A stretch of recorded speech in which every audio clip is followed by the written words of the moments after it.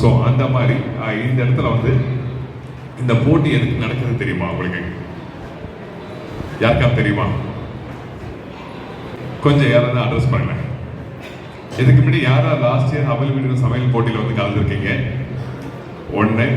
எல்லாம் எல்லாம் எல்லாம் ஃப்ரெஷரா? ஓகே, 1 2 பேர் நீங்கள், அப்புறம் 3 4, ஓகே ஃபைன், 5 6 7, ஓகே, மற்ற எல்லாமே ஃப்ரெஷர் ரைட்டுங்களா?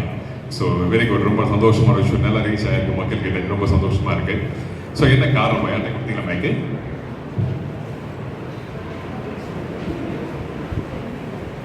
Morning sir. மார்னிங்மா, எப்படி இருக்கீங்க? நல்லா இருக்கு, ரொம்ப நல்லா இருக்கு, தேங்க்யூங்க. என் பேர் பிரியா சார். மைக் கிட்ட வச்சு பேசுங்களேன். சாரி, என் பேர் பிரியா சார். ஸோ நம்மளுக்கான ஐடென்டிட்டி, நம்மளோட திறமை என்னங்கிறத வீட்டுக்குள்ள இருக்க வரைக்கும் தெரியாது. ஸோ நம்மளை வந்து பாராட்டுறவங்க வந்து பார்த்தீங்கன்னா நம்ம பேரண்ட்ஸ், நம்ம பசங்க, நம்ம ஹஸ்பண்ட், அவ்வளோதான். அதனால நம்ம வந்து நல்லா சமைக்கணும், நம்மளுக்கு ஒரு நம்பிக்கை இருக்கும். இதை தாண்டி 4 பேர் நல்ல ஷெஃப், 4 பேர் நல்லா சமைச்சு நல்லா இருக்குன்னு சொல்லும் போது அது வந்து இன்னும் நம்புற மாதிரி இருக்கும். ஸோ நம்மளோட டேலண்ட் என்ன, நம்ம எந்த அளவுக்கு ரீச்சில் இருக்கோம், ஸோ நம்ம இன்னும் நான் கற்றுக்கணுமா, இன்னும் நிறைய கற்றுக்கணும், எப்படி கற்றுக்கணும், ஸோ அந்த வே எல்லாமே இங்கே வந்து எனக்கு புரியும் அப்படின்னு அதுக்காகவே நான் வந்தேன் சார். நல்ல விஷயம், நல்ல விஷயம். அதான் ஒரு பொதுவான இடத்துல தான் பொதுவான விஷயங்கள், நிறைய விஷயம் கற்றுக்க முடியும். மார்னிங் நேரம் வந்தோடனே மேடம்கிட்ட நான் மீட் பண்ணி பேசும்போது மேடம் என்ன சொன்னாங்கன்னா, அவங்க நிறைய ட்ராவல் பண்ணும்போது சில விஷயங்களை வந்து புதுசாக பார்க்கும்போது அந்த ஒரு அனுபவங்கள் நல்லாயிருக்கும், நிறைய விஷயம் பார்க்குறதுனால சொன்னாங்க. ஸோ அந்த மாதிரி தான் இந்த இடத்துல இந்த மேடையில் வந்து பார்த்தீங்கன்னா இந்த சமையல் போட்டியில் வந்து நம்ம செய்கிற உணவுகள் சில குறிப்பிட்ட உணவுகளை மட்டுமே டெய்லி பண்ணுவோம். ஏன்னா அது பண்ணி பழகிருக்கோம். ஆனால் இருக்காங்க, சரிங்க, அதாவது லேடிஸ், அதிகமாக லேடிஸ் தான் இருக்கிறாங்க, ஜென்ஸ் அவ்வளோவா இருக்கிறது இல்லை. ஓகே, அந்த வீட்டில் இருக்கிறவங்க தான் இந்த சாப்பாட்டை சாப்பிட்றாங்க, அடுத்தவங்க யாரும் சாப்பிட்றதில்ல ஜாஸ்தி.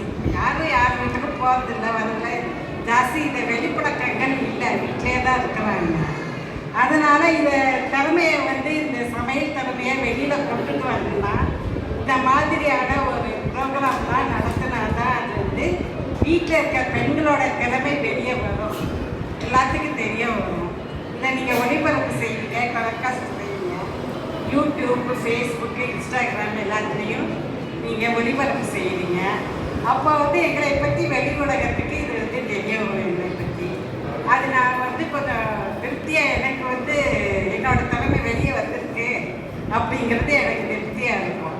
நம்ம வீட்டில் இருக்கிறவங்களே சாப்பிட்டு இருக்கிறதுக்கு இதை எல்லாரும் தெரிஞ்சுக்கணும் அப்படிங்கிறது என்னோட மெயின் பாயிண்ட். நல்ல விஷயம். பார்த்தீங்கன்னா நம்ம இன்னைக்கு வந்து நிறைய பேர் வந்து நம்ம சாப்பாடை சாப்பிட்டுட்டு உடம்பு சரியாமல் சில பேர் வந்து போயிடுறாங்க. அதுக்கு என்ன காரணம்? 28 வயசு வரைக்கும் ஒன்றும் பிரச்சனை இல்லை, 30 வயசு பிரச்சனை இல்லை, 40 வயசுக்கு மேலே தான் இந்த ப்ராப்ளம் எல்லாமே ஸ்டார்ட் ஆகுது. அதுக்கு என்ன காரணம்? முதல்ல வந்து நம்ம சாப்பிட்ற டைமிங்னு ஒரு விஷயம் இருக்குது. நம்ம வந்து எப்போ சாப்பிட்றோம்? மார்னிங் பிரேக்ஃபாஸ்ட்டில் சாப்பிட்றோம், லஞ்ச் சாப்பிட்றோம், டின்னர் சாப்பிட்றோம். அந்த டின்னரை வந்து இன்றைக்கி சோஷியல் மீடியா நமக்கு நல்ல ஒரு அவேர்னஸ் கொடுத்துட்ருக்கு. நிறைய பேர் இன்றைக்கி வந்து கையிலேயே உலகத்தை கையில் வச்சுருக்கோம் மொபைலில். அந்த மொபைல் வந்து எல்லாருமே சொல்கிறாங்க, நிறைய டாக்டர் சொல்கிறாங்க, இப்போ 6 மணிக்கு மேலே சாப்பிடாதீங்க, 7 மணிக்கு மேலே சாப்பிடாதீங்க அப்படி சொல்லி சொல்கிறாங்க. சில பேர் எடுத்துக்கிறாங்க, சில பேர் எடுக்கலை. இது என்ன பண்ணா இந்த இடத்துல அந்த 3 வேளை சாப்பாடு இல்லாமல் இப்போ மிட் நைட் ஃபுட்னு சொல்லி ஒன்று ஸ்டார்ட் பண்ணி ஒரு அங்கங்கே சிட்டி, எங்கெல்லாம் சிட்டி டெவலப் ஆகி நிறைய விஷயம் போயிட்டுருக்கோம், அங்கெல்லாம் பார்த்தா மிட் நைட் ஃபுட்டுன்னு சொல்லி ஒன்று போயிட்டுருக்கு. அந்த மாதிரி நைட்டு ஒரு 10 மணிக்கு, ஒரு 12 மணிக்கு, ஒரு 2 மணிக்கு நல்லா சுட சுட பிரியாணி, நல்லா சுட சுட தோசை, சுட சுட நான் பாயா அப்படின்னா. அப்போ என்ன நம்ம சாப்பாடு வந்து சாப்பிட்டுட்டே இருக்கும்போது இது நான் போகிற இடத்துல எல்லாத்துலேயும் மென்ஷன் பண்ணுறேன். ஏன்னா இது ரொம்ப முக்கியமான ஒரு விஷயம் நம்மளோட வாழ்க்கைக்கு.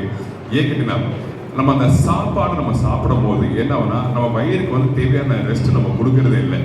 இப்போ ஒரு வண்டி வாங்குறீங்க, வண்டி சுற்றிட்டே இருக்கு, ஓடிட்டே இருக்குன்னா அப்போ என்ன தேய்மானம் அதிகமாக இருக்கும். அதே மாதிரி தான் நம்மளோட பெருங்குடல் சிறுகுடலுக்கு வந்து என்ன ஆகுனா அதுக்கான நேரத்தை ரெஸ்ட் விட்டால் மட்டும்தான் நம்ம வந்து மற்ற நாள் வந்து தேவையில்லாத விஷயங்கள் எல்லாமே வந்து ரெக்கவரி ஆகி அடுத்த கட்டத்துக்கு போக முடியும்.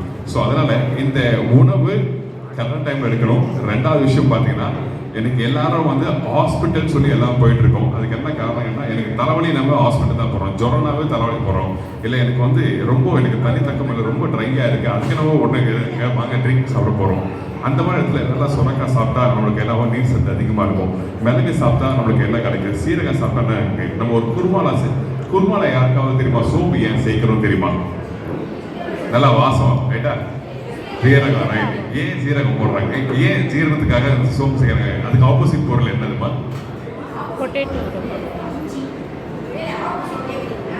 தேங்காய்னு ஒரு பொருள் இருக்கு. தேங்காய் நம்ம சாப்பிடும்போது குருமா வந்து டேஸ்ட்டாக இருக்கும். அந்த குருமா சாப்பிட்ட பிறகு அன்னைக்கும் பார்த்து பட்டை லவங்கம் இலக்கெல்லாம் போட்டு நல்லா வாசமாக இருக்கும். அப்போ நம்ம அதிகமாக 2 இட்லியில் ஒரு தோசையும் தொட்டு சாப்பிடும்போது அப்போ என்ன ஆகும், சில பேர் சாப்பிட்டு அப்படியே சேரில் உட்காந்துருவாங்க. ஃபிசிக்கலாக ஒர்க் பண்ணுறவங்களுக்கு ஒன்றும் பெருசாக இருக்காது. அப்படி உட்காரும் போது அவங்களுக்கு வந்து ஜீரண சக்தி எப்படி இருக்கும். அப்போ அதனால தான் அந்த சோம்புன்னு சொல்ற ஒரு திரவத்தை வந்து ஒரு பொருளை யூஸ் பண்ணுறோம். அதுல இன்னொன்று வந்து ஜீரணத்துக்கும் வந்து அந்த பொருளை யூஸ் பண்ணுறோம். ஸோ ஒரு பொருள் வந்து சமையல வந்து கனெக்ட் பண்ணியிருக்கு. ஒரு விஷயங்கள் இருக்கு. ஏன் பொங்கலில் மிளகு போடுறாங்க, சீரகம் போடுறாங்க, பருப்பும் அரிசியும் வந்து சாப்பிடும்போது ஒரு மந்தத்தை உருவாக்கும். அப்போ அந்த இஞ்சி ஒரு வேலை போய் அந்த மந்தத்தை வந்து சரி பண்ணும். ஸோ இந்த மாதிரி ஏகப்பட்ட விஷயங்கள் இருக்கு. ஸோ அதனால நம்ம எடுக்கிற உணவை வந்து நல்ல உணவாக எடுத்து பண்ணால் ரொம்ப நல்லா இருக்கும்.